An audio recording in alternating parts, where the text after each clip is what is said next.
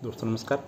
RS मुख्य परीक्षा में लोक प्रशासन से 10 जो टॉपिक है जो महत्वपूर्ण है वो आज आपको बताने जा रहा हूँ। और साथ में वैसे तो आरएस मुख्य परीक्षा में आलोचना पूछते नहीं है, क्योंकि 100 शब्द में क्या पूछे, लेकिन कभी कभी पूछ लेते हैं आलोचनात्मक समीक्षा या विवेचन वगैरह। तो 1-2 लाइन आपको आनी चाहिए प्रत्येक टॉपिक की, जिस पे आलोचना भी लिख सके। तो इन 10 विषय को बताऊंगा पहले है क्या, और 1-2 लाइन आलोचना के भी बताऊंगा।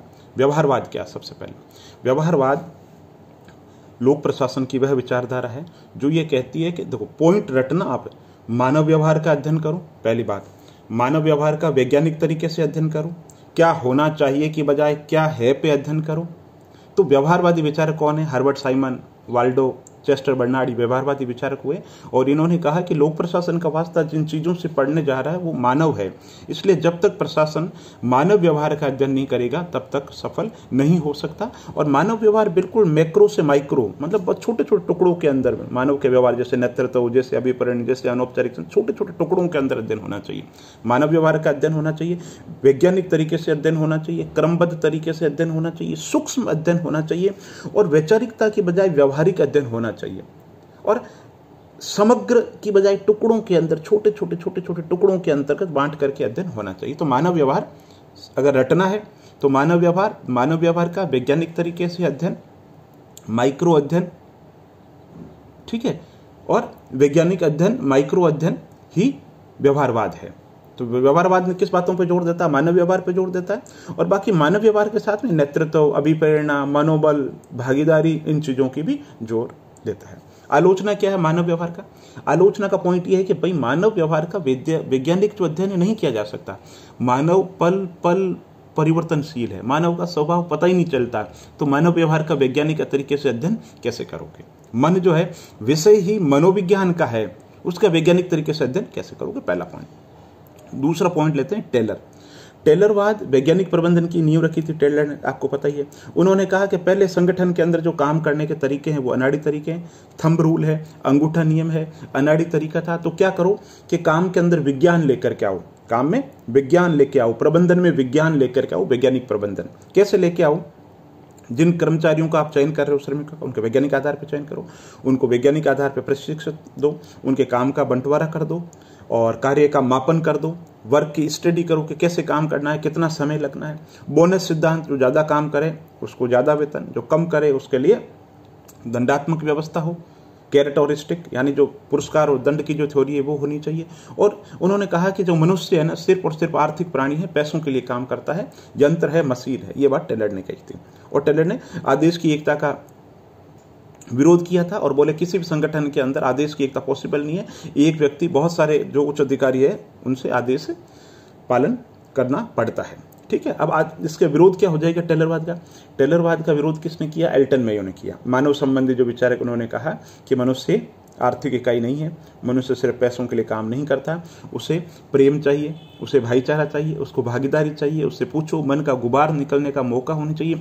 वर्क कंडीशन भी उसके लिए मायने नहीं रखती, सामाजिक जो समूह है, अनौपचारिक जो समूह है वो उसके लिए मायने रखते हैं। ये होगी टेलरवाद की आलोचना। और दूसरी बात, टेलरवाद का जो दृष्टिकोण था ना, बहुत ही सतही दृष्टिकोण था, ठीक है। बात करते हैं मानव संबंध। एल्टन मेयो ने कहा कि मनुष्य जो काम करता है सिर्फ पैसों के लिए काम नहीं करता, वो एक सामाजिक और एक मनोवैज्ञानिक प्राणी है।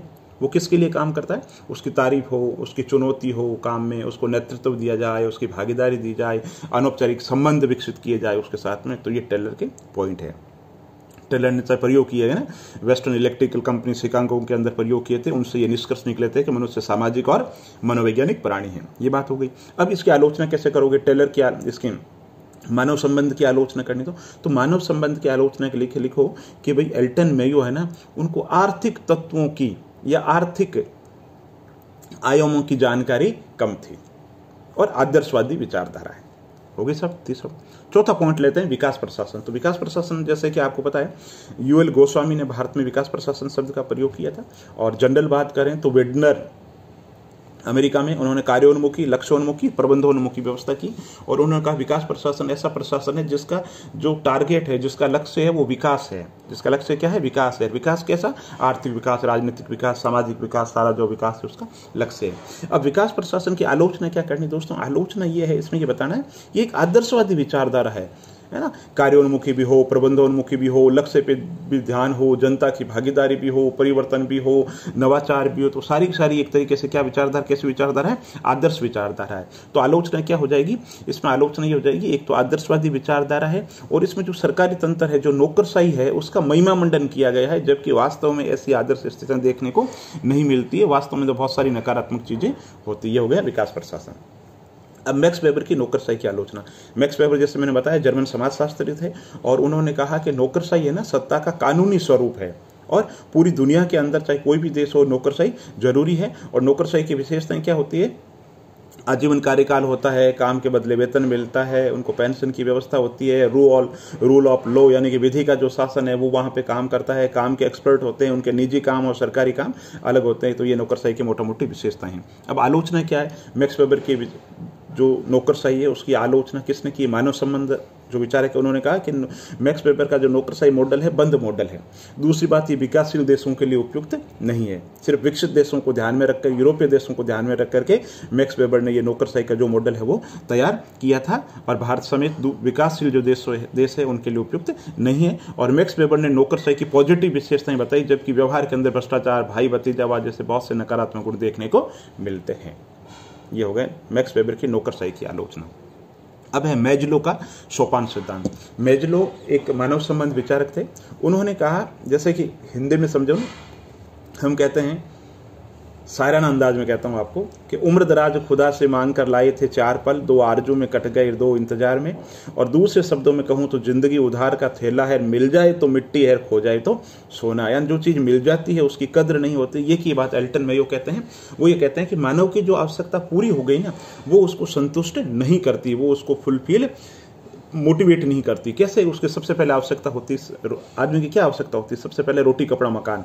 रोटी कपड़ा मकान मिल जाए तो आदमी सोचता है जिस घर के अंदर रह रहा हूँ उस पर कोई कब्जा नहीं कर ले, है ना। जो रोटी मिल रही है आज वो कल भी मिलती है। दूसरी ये, फिर सब बेसिक चीज़ ये भी हो गई, दूसरी भी हो गई, तो फिर सोचता थोड़ा बहुत अपने में समाज के अंदर, घर परिवार के अंदर थोड़ी सी वेटेज होनी चाहिए, वो भी हो गई। तो उसके बाद के अंदर क्या, नहीं, स्वाभिमान, रेस्पेक्ट, ये चीज़ होनी चाहिए, ये भी हो गया बिल्कुल। उसके बाद वो कहता नहीं यार, नौकरी कर करके परेशान हो गया, कुछ गीत लिखूंगा, कुछ संगीत के अंदर करूंगा, कुछ फिल्मों के अंदर काम करूंगा, है ना। अमिताभ बच्चन भी अब सोचता है कि नहीं, क्रिकेट खेला जाए, है ना, कुछ और किया जाए। तो लास्ट वाला होता है आत्म साक्षात्कार, सेल्फ एक्चुअलाइजेशन। यानी आदमी की सबसे पहले शारीरिक आवश्यकता, फिर सुरक्षा आवश्यकता, फिर समाज संबंधी आवश्यकता, समान संबंधी आवश्यकता, आत्म साक्षात्कार संबंधी आवश्यकता। ये 5 क्रम है, हो सकता है मैंने इधर कर दिया हो, अब आप थोड़ा देख लेना, ठीक है। तो वो ये कहते हैं, मेजलो ये कहते हैं कि जो आवश्यकता पूरी हो गई ना, जो पूरी हो गई, मिल गई, वो आवश्यकता प्रेरक का काम नहीं करती। ये कहता है मेजलो।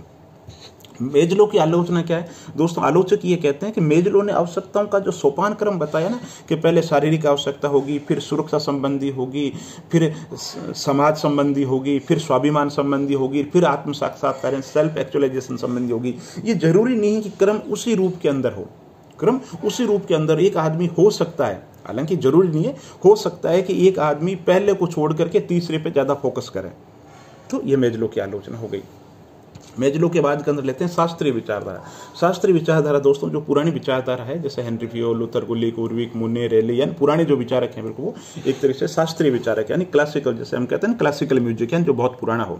तो लोक प्रशासन में भी जो पुराने विचारक है वो इफिशिएंसी, इफेक्टिवनेस, इकोनॉमी, इन चीज़ों पे जोर देते हैं, व्यवस्था को बंद इकाई मानते हैं, पर्यावरण पे जोर नहीं देते हैं, है ना, मनुष्य को आर्थिक प्राणी मानते हैं। ये तो इसकी बेसिक विशेषताएं हो गई। आलोचना क्या होगी, सेम यहीं से आलोचना निकलेगी कि इसमें पुरानी जो विचारधारा है ना, उसमें संगठन को बंद इकाई माना गया, आसपास के पर्यावरण के अंदर क्या हो रहा है उससे कोई मतलब नहीं, तुलनात्मकता का भाव नहीं, सिर्फ खुद तक ही सीमित है, दृष्टिकोण बहुत संकुचित है, मनुष्य को सिर्फ मनुष्य या श्रमिक को सिर्फ आर्थिक और पैसों के लिए मरने वाला प्राणी माना। ये इसकी आलोचना के पॉइंट हो गए। अब लो पद सोपान। तो पद सोपान का मैंने अर्थ बताया कि जैसे पद सोपान का मतलब होता है श्रेणीबद्ध प्रशासन, जैसे कांस्टेबल, एएसआई, पुलिस में हायरार्की होती है ना, इसी तरीके से श्रेणीबद्ध प्रशासन जिसे पद सोपान कहते हैं, यानी जिसका श्रेणीबद्ध प्रशासन में संगठन के प्रत्येक स्तर पर यह तय कर दिया जाए, उच्च अधिकारी और अधीनस्थ अधिकारी हैं, उनके कार्य अधिकार उनका स्पष्ट रूप से निर्धारण कर दिया जाता है और थ्रू द प्रॉपर चैनल काम होता है, उचित नियम और प्रक्रियाओं के हिसाब से काम होता है। इसकी आलोचना क्या है, जब नियम और प्रक्रियाओं के हिसाब से काम होगा तो क्या होगा, काम में देरी होगी, काम में देरी होगी और लाल फीताशाही को बढ़ावा मिलेगा। ये चीज हो गई पद सोपान। अब है आदेश की एकता। आदेश की एकता का मतलब है यूनिटी ऑफ कमांड। एक संगठन में काम करने वाला जो एक अधिकारी है उसको एक ही उच्च अधिकारी के द्वारा आदेश होना चाहिए। One man one boss.